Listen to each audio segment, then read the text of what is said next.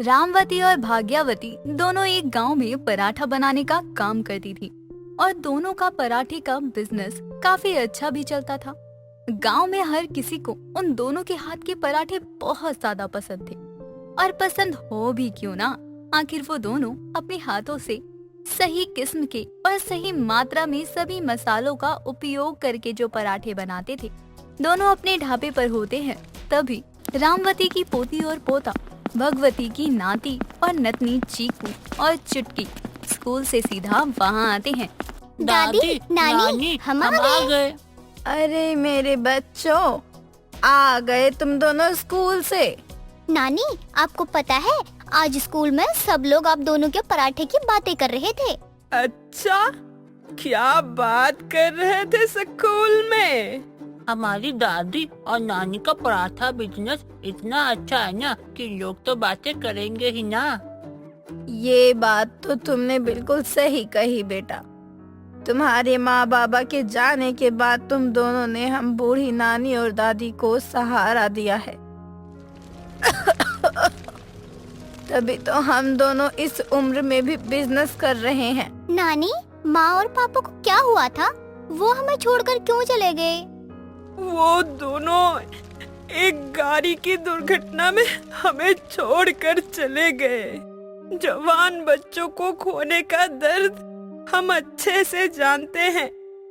अगर उस समय भाग्यवती ने हम तीनों को अपने घर में नहीं रखा होता तो पता नहीं हम कहाँ जाते, क्या करते। अरे रामवती, ऐसे क्यों बोल रही हो? ये बच्चे क्या मेरे कुछ नहीं लगते? आप भी तो मेरी समधन हो ना, और होनी को कौन टाल सकता है। हमारे बच्चे चले गए, अब हमें ही एक दूसरे का सहारा बनना है और हमारे नाती पोतों को भी अच्छी परवरिश देनी है ना। अरे, आप लोग ये कैसी बातें करने लगे? नानी, आप उदास मत हो ना, हम आपके पास है तो, और दादी भी है। अब हम कभी अलग नहीं होंगे। चारों आपस में ऐसे ही हंसी खुशी बात कर रहे होते हैं। तभी उनके ढाबे पर बिरजू नाम का लड़का आता है। अरे जरा मेरे लिए एक प्लेट आलू का पराठा लगा दो। जी, अब भी लगाती हूँ। रामवती बिरजू के लिए आलू के पराठे लगाती है तो बिरजू को बहुत ज्यादा पसंद आते हैं। बिरजू को उनके हाथ का स्वाद इतना अच्छा लगता है, वो अक्सर वहाँ आने जाने लगता है। बिरजू जब रोज वहाँ आने लगता है तो वो देखता है कि उनका बिजनेस काफी अच्छा चल रहा है, लोग भी आ रहे हैं।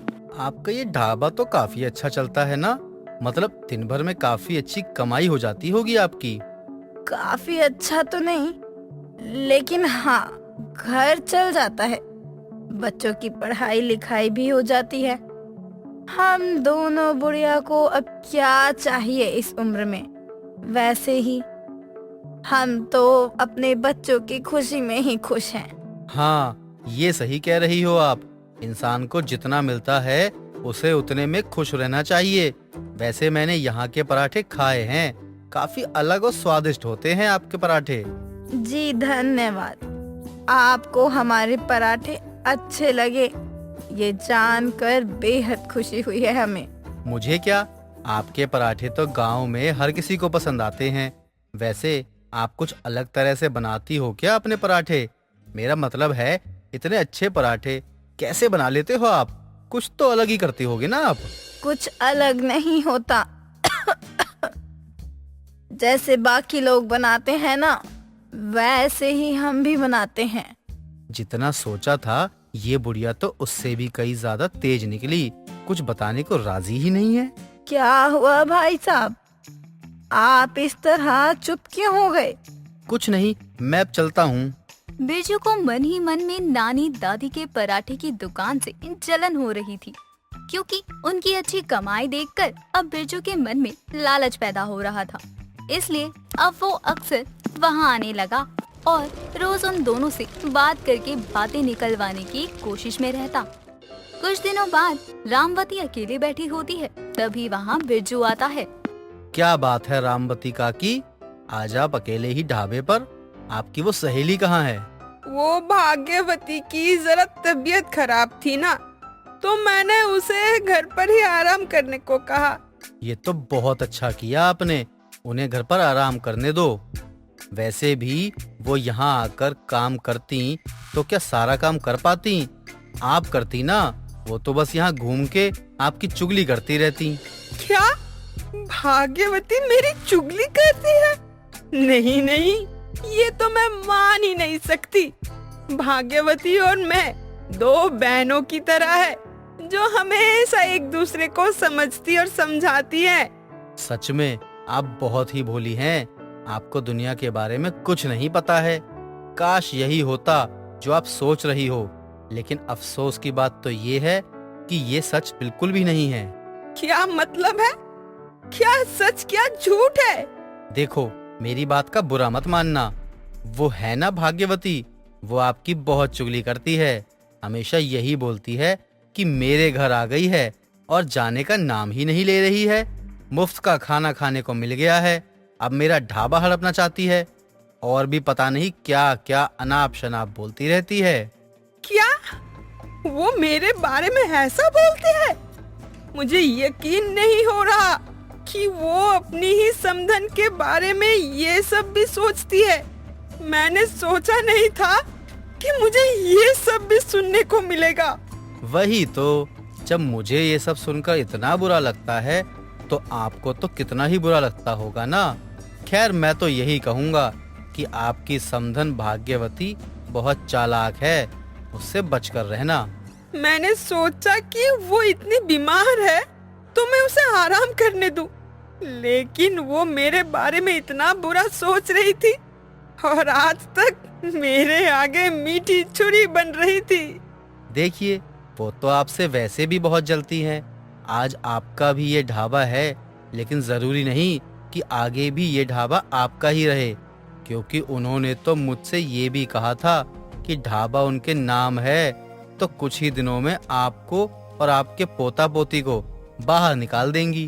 अगर भाग्यवती ने मुझे निकाल दिया तो मैं अपने पोते पोती को लेकर कहाँ जाऊंगी, क्या करूंगी?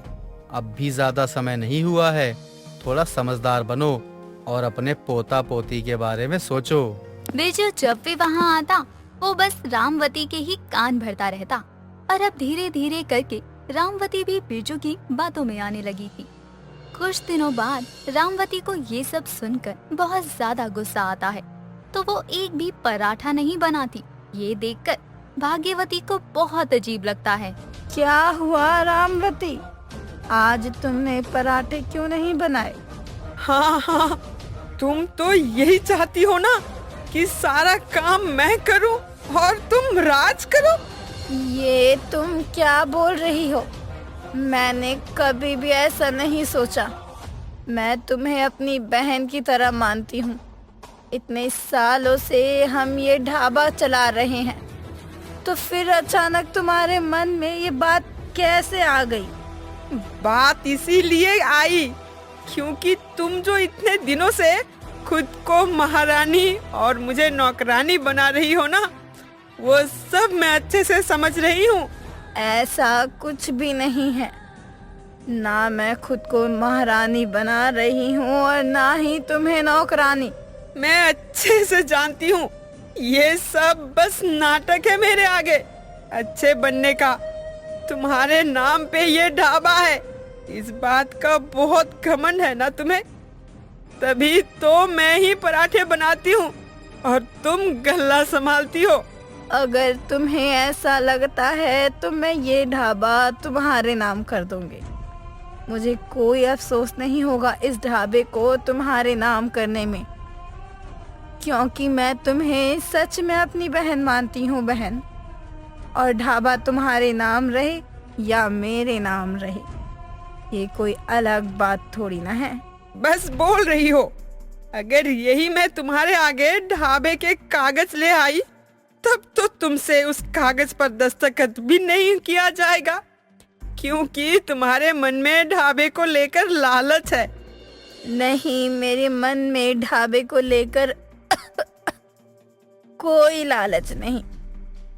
और अगर ये साबित करने के लिए मुझे ये ढाबा तुम्हारे नाम करना पड़ा तो भी मैं ये ढाबा तुम्हारे नाम कर दूंगी।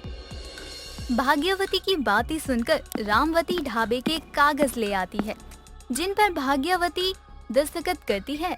उन कागज को कोर्ट में जमा करवाने के कुछ दिन बाद ढाबा रामवती के नाम हो जाता है और रामवती बहुत खुश होती है। एक दिन भाग्यवती ढाबे पर बर्तन धो रही होती है, तभी वहाँ बिरजू आता है। बिरजू को देखकर रामवती पैसे लाती है और भाग्यवती को दे देती है। ये लो तुम्हारे पैसे, और अब तुम ये ढाबा खाली करो। और बिरजू, सच में तुमने जो तरकीब मुझे बताई, आखिरकार वो काम आ ही गई। मैंने ये ढाबा अपने नाम करवा ही लिया और इसे पता भी नहीं चला कि कब मैंने इसे बेवकूफ बना दिया। रामवती की बातें सुनकर भाग्यवती के पैरों तले जमीन खिसक जाती है और यही अंजाम होता है किसी पर आंख बंद करके भरोसा करने का।